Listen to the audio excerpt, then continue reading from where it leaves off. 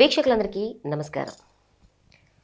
గోమయంలో గోమూత్రంలో లక్ష్మీదేవి నివాసం ఉండడంలోని ఆంతర్యం ఏంటి? ఈ ఆధ్యాత్మికపరమైన విషయం గురించి మనందరికీ కూడా వివరంగా తెలియజేయడానికి మనతో ఉన్నారు ప్రముఖ ఆధ్యాత్మికవేత్త, ఆర్ష విద్యా తపస్వి, శ్రీ శృంగేరి మహాసంస్థాన ఉభయ తెలుగు రాష్ట్రాల సంచాలకులైనటువంటి బ్రహ్మశ్రీ పసర్లపాటి శ్రీనివాస బంగారయ్య శర్మ గారు.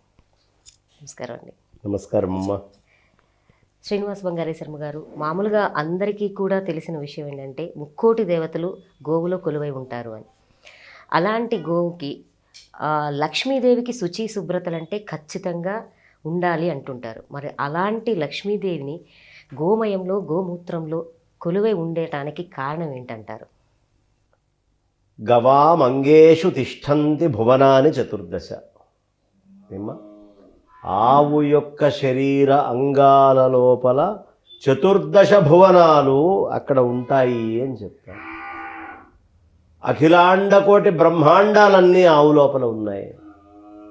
ఒక ఆవు చుట్టూ ప్రదక్షిణం చేస్తే మొత్తం భువనమంతా తిరిగిన పుణ్యం వస్తుంది.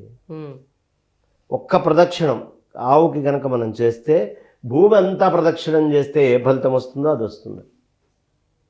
ఇలా అనేక వాక్యాలు మనకి ఆవుల గురించి చెప్పారు. లక్ష్మీ స్థానంగా గోవు యొక్క పృష్ఠాన్ని చెప్తారు. గోవు ముఖం అబద్ధం ఆడింది కాబట్టి ముఖము జ్యేష్ఠ, ఈ ప్రదేశం అంతా లక్ష్మీమయం. ఎందుకు లక్ష్మీమయం ఒక్కసారి మనం ఆలోచిద్దాం. అక్కడే వెనక భాగంలోనే లక్ష్మి ప్రధానంగా రావడానికి పాలు వెనకాల చివరి కింద నుంచి దొరుకుతున్నాయి. మరి ఆ తల్లి యొక్క మూత్రము మలము ఏదైతే గోమయము చాలా విశేషంగా మనం వైదిక ప్రక్రియలన్నింటిలో కూడా వాడుతూ ఉంటాం. అవునండి. ఏ పూజ చేసినా ముందు కాస్త గోమయంతో అలికారు, శుభ్రం చేశారు అంటారు. భారతీయుల భూతదయ మొదలవ్వాల్సింది ఎక్కడి నుంచి? ఉదయాన్నే ఆడవాళ్ళు నిద్రలేచి బయట చక్కగా శుభ్రంగా దాన్ని చీపురుతోటి కసుమూడ్చి ఆ తర్వాత అక్కడ పేడ నీళ్లు చల్లి, ఆవు పేడ నీళ్లు చల్లి, అందులో ఇది ధనుర్మాసం ఇంకా విశేషము. ఏ మాసమైనా, ఏ రోజైనా, ఏ క్షణమైనా ఆవు యొక్క పేడ చేసినటువంటి శుచి ఇంకేది చేయలేదు అని చెప్తారు. లక్ష్మీమయంగా అంతా అలికి దాని మీద బియ్యపిండితోటి ముగ్గులు వేస్తాం. ఎందుకు బియ్యపిండితోటి కలిపినటువంటి ముగ్గు వేస్తున్నాం అంటే మన రోజు భూతదయతోటి మొదలు కావాలి. చిన్న చిన్న చీమలు వాటన్నిటికీ ఆహారం ఆడవాళ్ళు పెడితే ఏదైనా ఒక జీవికి అన్నం పెట్టిన తర్వాత ఆ ఇంట్లో నుంచి బయటికి వెళ్ళే వాళ్ళకి అన్ని శుభాలు అవుతాయి. అందుకని ఇంట్లో మగవాళ్ళు ఎవరైనా బయటికి వెళ్తున్నారంటే ముందు ఆడవాళ్ళు వెళ్ళి ముగ్గు వేసేస్తారు. వేగంగా పెద్దవారందరూ చెప్తూ ఉంటారు. దీనికి కారణం ఏమిటి అంటే ఈ ముగ్గు వేయటం వల్ల ఇంకొక ప్రాణి అక్కడ అన్నం తింటోంది. మీరు చేసిన ఈ పుణ్యం వల్ల వీళ్ళు ఎక్కడికి వెళ్ళినా ఈ పుణ్యం వాళ్ళని కాపాడుతూ ఉంటుందట భూతదయ. వాళ్ళకి ఎక్కడికి వెళ్ళినా అన్నం పుడుతుంది. ఇదంతా పూర్వం బాగా చేసేవాళ్ళు కాబట్టి అన్నానికి బాధపడేవాళ్ళు కాదు పూర్వం ఏ రోజు. ఇప్పుడు పడుతున్నారు. అప్పుడు అన్నపూర్ణ దేశం, ఇప్పుడు అన్నము అనేటటువంటి తగ్గిపోతుంది. అన్నమే లేని దేశం అవుతుంది. అయితే కాలేదు, ఇంకా దేవుడి దయ వల్ల కొద్దో గొప్ప మంచి ఆడవాళ్ళు, గృహిణులు కొంతమంది అట్లా ఊడ్చి చల్లి కల్లాపు పెట్టి కనీసం ఇంట్లో ఆడవాళ్ళు చేయకపోయినా పనివాళ్ళైనా లభించి కాస్త ఇంటి ముందర ముగ్గులు పెట్టుకుంటున్నాం ప్రస్తుతం. అక్కడికైనా ఉన్నాం. కానీ అది ఇంట్లో ఆడవాళ్ళు చేయాలి అని విశేషంగా చెప్తారు. ఈ గోమయంతో అలికి అందులో ముగ్గులు వేస్తాం. ఉపనయనాలు చేయండి, పెళ్ళిళ్ళు చేయండి, ఏ గృహప్రవేశాలు చేయండి, ఏం చేసినా ఆవు యొక్క పేడే. అక్కడ లక్ష్మి ఎందుకుంది అంటే మీరు ఎలాంటి పొలాన్ని తీసుకున్నా నిస్సారం అయిపోయి కెమికల్స్ వేసి సర్వనాశనం అయిపోతున్నాయి. అంత పేడ తీసుకొని వెళ్ళి ఆవు అక్కడ తిరిగి కనుక పేడ వేస్తే మళ్ళీ ఆ భూములన్నీ సారవంతం అవుతున్నాయి. అవునండి, అంతే కదమ్మా. మీకు ధనలక్ష్మి, ఆవు నుంచి ధనం వస్తుంది. ధాన్యలక్ష్మి, ఆవు వల్ల ధాన్యం వస్తుంది. ఆవు పాలు, ఆవు నెయ్యి వల్ల సంతానలక్ష్మి, సంతానం కూడా కలుగుతోంది. ఇక విజయలక్ష్మి, వీరలక్ష్మి ఇవన్నీ చెప్పనే అక్కర్లేదు. ధాతు పుష్టి వచ్చిన వాడికి వీర్యలక్ష్మి రాకేమొస్తుంది? అంతే కదా. శుభ్రంగా ధాతు పుష్టి వస్తుంది తీసుకుంటే, వాడికి అన్ని విజయాల్లో విజయాలు కూడా వస్తున్నాయి. ఇదంతా కూడా ఆవు పేడకి, ఆవు మూత్రానికి ఉన్నటువంటి మహాత్మ్యం.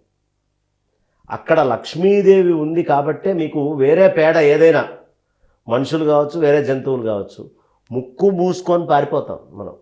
అవును. అంత వాసన వస్తుంది. గొర్రెల్ని తీసుకెళ్ళి గదిలో కనుక పెడితే అసలు కాసేపు అయ్యాక ఆ గదిలోకి వెళ్ళలేము. కానీ మీరు గోశాలలకు వెళ్ళండి, ఇది జెర్సీ ఆవులు కాదు నేను చెప్తాను, మన దేశవాళీ ఆవులు ఉండేటటువంటి ప్రదేశం. ఇప్పుడు మా గోశాల ఉంది, మా గోశాలలో పక్కనే పేడంతా వేస్తాం. ఏ ఒక్కనాడు ఏ ఒక్కళ్ళు కూడా ఏంటండి ఆవు పేడ వాసన అన్నవాళ్ళు లేరు. ఆ వాసన రాదు, అది లక్ష్మీప్రదంగా ఉంటుంది. అంటే చూడండి, వాసన లేదు, ఆరోగ్యం ఉంది.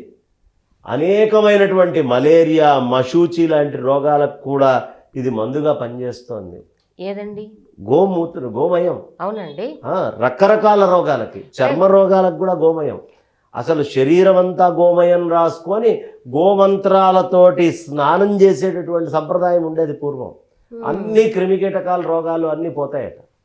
క్రిమి సంహారిణి, గోమయం క్రిమి సంహారిణి, క్రిముల్ని స్వతసిద్ధంగా చంపేస్తుంది. అంతెందుకమ్మా, ఇవాళ సైంటిఫిక్గా మీరు తీసుకుంటే బయోటెక్నాలజీ ఏం చెప్తుంది మనకి? చక్కగా బ్రహ్మాండంగా తీసుకొని వెళ్ళి గోబర్ గ్యాస్ ప్లాంట్ వేస్తున్నాం, గ్యాస్ వస్తుంది, బ్రహ్మాండంగా వెలుగుతుంది. సంపద కాదా? అవునండి. అగ్ని ఎలా వస్తుంది అందులోంచి పుట్టుకొని? మనం పూర్వం నుంచి వాడేవాళ్ళం. ఇలా సంపదను ఉంచుకొని గ్యాస్ని తీయటం ఉత్తమమా? నిక్షిప్తంగా భూమి లోపల ఉన్న దాన్ని లాగి భూమి సమతౌల్యం దెబ్బతీయటం కరెక్టా? భూమి సమతౌల్యం దెబ్బతినకూడదు కదా. అందుకని అది అట్లా ఉంచి ఏనాడు మళ్ళీ మనం ఆవుల్ని పెంచుకొని అగ్ని అనేటటువంటిది పెడతామో ఆ రోజు. ఈ అగ్నికి మూలం అదే. పిడక కొట్టి పిడకను వెలిగించండి, అసలు ఆ పిడక వాసన ఇంట్లో తిరిగితే రోగాలన్నీ వెళ్ళిపోతున్నాయి కదా. లక్ష్మీప్రదం అంటే ఏమిటి? ఎలాంటి రోగాలైనా పోతాయి. కరోనా కాలంలో బాగా అమ్ముడుపోయిన వాటిల్లో పిడకలు ఒకటి. ఇప్పుడు మళ్ళీ ఒమిక్రాన్ వస్తుంది కాబట్టి మళ్ళీ ఆ పిడకల్ని వాడుకుంటే మనకి అంతకంటే ఉత్తమమైనది ఇంకోటి లేదు. అది ఎందుకు సంపద అయ్యా అంటే, భోపాల్లో గ్యాస్ ఒక అద్భుతమైనటువంటి ఉదంతం ఒకటి జరిగిందమ్మా. భోపాల్ గ్యాస్ లీక్ అయినప్పుడు అందరూ చచ్చిపోయారు దాదాపు. ఒక ఇంట్లో అగ్నిహోత్రాలు చేసుకుంటూ ఉండేవాళ్ళు, ఆ ఇంట్లో ఒక్కళ్ళు కూడా పోలా. ఇది ప్రత్యక్షంగా ఆనాటి ఆర్టికల్ పేపర్స్లో రాయబడ్డది. ఈయన ఎలా బతికారు అనేది ఆశ్చర్యం. అంటే ఏం లేదండి, అగ్నిహోత్రం చేశారు అంటే పాయిజనస్ గ్యాసెస్ని ఇంట్లోకి రానియట్లేదు. అది అంత శక్తి. లక్ష్మి అంటే ఏమిటి? ధనం అంటే ఎవరు? మనకి శ్రీ సూక్త ఫలశ్రుతి చేస్తే ధనం అగ్నిర్, ధనం వాయుర్, ధనం సూర్యో, ధనం వసు, ధనమింద్రో, బృహస్పతిర్, వరుణం ధనమశ్నుతే. మన శరీరంలో అగ్ని ధనం, మన శరీరంలో వాయువు ధనం, మన శరీరంలో ఇంద్రియాలు ధనం, మన శరీరంలో ధనం అగ్నిర్ ధనం, ధనం సూర్యుడు ఓ ధనం. ఇలా అన్ని ధనాలు మన శరీరంలో ఉన్నాయి. ఈ ధనాలు ఎక్కడి నుంచి వస్తున్నాయి? ఆవు యొక్క పేడలోంచి ఇవన్నీ వస్తున్నాయి మనకి. ఆవు యొక్క మూత్రము నుంచి ఇవన్నీ వస్తున్నాయి. ఆవు యొక్క పాలల్లోంచి ఇవన్నీ వస్తున్నాయి. ఇవాళ ఏ సంస్కారమైన భారతదేశంలో అగ్నితోటి ముడిపడి ఉంటుంది. ఇంట్లో దీపం దగ్గర నుంచి ప్రతిదీ అగ్నితోటి ముడిపడి ఉంటుంది. దీపారాధన పెట్టుకోవాలి. ఏది వాడాలి? ఫస్ట్ శ్రేష్టం ఆవు నెయ్యే. అది దొరకకపోతే నువ్వుల నూనె, అది దొరకకపోతే ఇంకేదైనా నూనె. కాబట్టి ఆవు నెయ్యితోటి వచ్చేటటువంటి జ్యోతికి ఒక గొప్పతనం ఉందన్నారు. ఏ ప్రోడక్ట్ వాడుతున్నాం మనం జ్యోతి కోసం అనేది ఇంపార్టెంట్. ఇవాళ రోజున ప్రత్యేకమైన పూజా నూనె అని రాసి ఒకటి పెడుతున్నారు. పూజకే ఇది వాడాలి అంటున్నారు. ఇది తినటానికి వాడకూడదు అంటున్నారు. తినటానికి పనికిరాని నూనె పూజకి ఎలా పనికి వస్తుంది? ఆ నూనెతో దీపం వెలిగించకూడదు. ఇంట్లో అన్ని శుభాలు కావాలనుకుంటున్నారా? శాస్త్రీయమైనటువంటి నూనె ఎంత గుక్కెడి ఇంత వాడతారు నూనె. దానికోసం మనం మొత్తం మీద నెలలో ఓ 120 రూపాయలు 100 రూపాయలు ఆదా చేయటం గురించి ఆలోచించే ఆరోగ్యాన్ని ఇచ్చేటువంటి నూనె నుంచి దూరం ఉంటున్నాం. కాబట్టి అసలు ఏనాడు ఆవులు ఉంటాయో, ఏనాడు ఆవు యొక్క గోమూత్రము గోమయము ఉంటుందో రోగాలన్నిటి నుంచి మనం దూరం ఉంటాం. అందుకనే అమెరికా వాడు బ్యాస్ ఇండికా మన యొక్క ఆవుల మూత్రాన్ని పేటెంట్ తీసుకున్నాడు. మనల్ని ఏమో ఇక్కడ తిడుతుంటారు మన హేతువాదులందరూ, గోమూత్రం తాగుతారు వీళ్ళందరూ, ఆవు ఉత్సగాళ్ళు రకరకాలుగా తిడుతూ ఉంటారు. మరి వాడెందుకు పేటెంట్ తీసుకున్నాడు? అందులో ఏం లేకపోతే పేటెంట్ తీసుకోవడానికి, ఏ థీసిస్ సబ్మిట్ చేయకపోతే పేటెంట్ ఇవ్వడానికి పిచ్చోళ్ళు ఎవరు లేరుగా. వాడికి పేటెంట్ వచ్చింది అంటే అర్థం ఏమిటి? దాని అర్థం అందులో విషయం ఉంది, అందులో చాలా విశేషం ఉంది. కాబట్టి ఈ గోమయము గోమూత్రాల నుంచే లక్ష్మి అనేటటువంటిది వస్తుంది అనే విషయాన్ని మన పెద్దవాళ్ళందరూ చెప్తున్నారు. గోమయము గోమూత్రము ఎక్కడ ఉంటుందో అక్కడక్కడ లక్ష్మి ఉంది. ఇందాక చెప్పాక విభూతి, ఇంతకు ముందు మనం చెప్పుకున్నాంగా విభూతి. విభూతికి ఏమిటి మూలం? గోమయమే, వేరేది వాడటానికి వీలు లేదు. అది శిరస్సున ధరించాల్సినటువంటి వస్తువు గోమయం అని మన పూర్వీకులు చెప్పారు. కాబట్టి ఒక్క ఆవు ఉంటే ఇవాళ శ్రీవరని రకరకాలైనటువంటి వరులన్నీ వేసి అన్ని రకాల వంగడాలు పెరుగుతున్నాయంటే కారణం ఏమిటి? గోవు యొక్క మూత్రము, గోవు యొక్క పేడే కదా. కాబట్టి ఆవు మూత్రము, ఆవు పేడలో ఉత్పత్తి చేసే లక్షణాలు ఉన్నాయి. జీవామృతం, బీజామృతం అని మనకు ప్రత్యేకంగా మందులు తయారు చేస్తారు. ఘనజీవామృతం అని చేస్తారు. ఇవన్నీ చేసి ఒక లైఫ్ని నిలబెడుతున్నారు. లైఫ్ని నిలబెట్టడమేగా లక్ష్మి అంటే. లక్ష్మి జీవితాన్ని నిలబెట్టడమే కదమ్మా. ఆవు మూత్రము, ఆవు యొక్క పేడలో జీవాన్ని కాపాడేటటువంటి లక్షణాలు ఉన్నాయి. దుర్జీవి ఏదైతే ఉంటుందో, ఏది హానికరమైన జీవి ఉంటుందో దాన్ని చంపే లక్షణాలు ఉన్నాయి. అందుకని లక్ష్మీప్రదం, దాన్ని ఎప్పుడు వదిలిపెట్టకండి. భారతీయులు పేడ వదిలిపెట్టినాడు పతనం అయిపోతారు. ఆవు పేడను వదిలిపెట్టినాడు. భారతీయులు ఏనాడైతే ఆవు యొక్క పాలను వదిలిపెడతారో పతనం అయిపోతారు. ఆవు యొక్క మూత్రాన్ని వదిలిపెడతారో పతనం అయిపోతారు. ఇవి వాడేంత కాలం వాళ్ళ రోగనిరోధక శక్తి, వాళ్ళ యొక్క మేధాశక్తి అన్నీ చాలా విశేషంగా ఉంటాయి అని పెద్దవాళ్ళు మనకు చెప్తున్నారు. కాబట్టి గోమయము గోమూత్రమునందు రోగాలను తగ్గించి ఆరోగ్యంగా ఉండడమే కాకుండా అన్ని రకాలైనటువంటి లక్ష్ములు, ధనలక్ష్మి, ధాన్యలక్ష్మి, వీరలక్ష్మి, అలాగే మనకి సంతానలక్ష్మి, గజలక్ష్మి, అన్ని లక్ష్ములు కూడా అక్కడే ఉన్నాయి. కాబట్టి లక్ష్మీదేవి ఎక్కడుందయ్యా అంటే గోమూత్రము గోమయంలో ఉంది. అది దాని ప్రత్యేకతమ్మ. నిజంగా అండి, వింటూ ఉంటే ఇంకా ఆ గోమాత గురించి ఎంత తెలుసుకున్నా తక్కువేనేమో అని అనిపిస్తూ ఉంటుంది. గోమయం గోమూత్రంలోనే ఇన్ని ఉన్నాయంటే ఇంకా ఎన్నో ఉండి ఉంటాయి. నిజంగా మన దురదృష్టమే, మీరు అన్నట్లు అమెరికా వాళ్ళు పేటెంట్ తీసుకున్నారు. అసలు గోవులకు సంబంధించి అంతా కూడా ఎప్పుడు ప్రాచీన కాలం నుంచి కూడా మనం ఆచరిస్తున్నాము.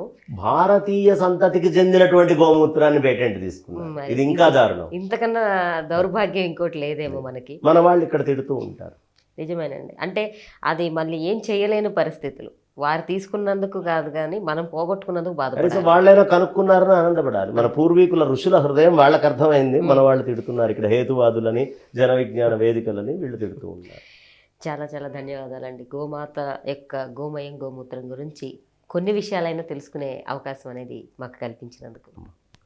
విన్నారు కదండి, గోమాత యొక్క గోమూత్రంలోనూ గోమయంలో ఉన్నటువంటి ఎన్నో అద్భుతమైన విషయాల గురించి, విశేషాల గురించి ఇవన్నీ కూడా మనకి తెలియచేశారు కదా. ఎందుకు లక్ష్మీదేవి కొలువై ఉంటుందో, మనం అందరం ఏం పోగొట్టుకుంటున్నామో, ఏం నిలబెట్టుకోవాలో భారతదేశానికి సంబంధించి ఇవన్నీ కూడా మనకి చాలా చక్కగా వివరంగా తెలియచేశారు కదా. ఈ వీడియో కూడా మీ అందరికీ నచ్చుతుందని ఆశిస్తూ మళ్ళీ ఆధ్యాత్మికపరమైన వీడియోలతో మీ ముందుంటాము. నమస్కారం.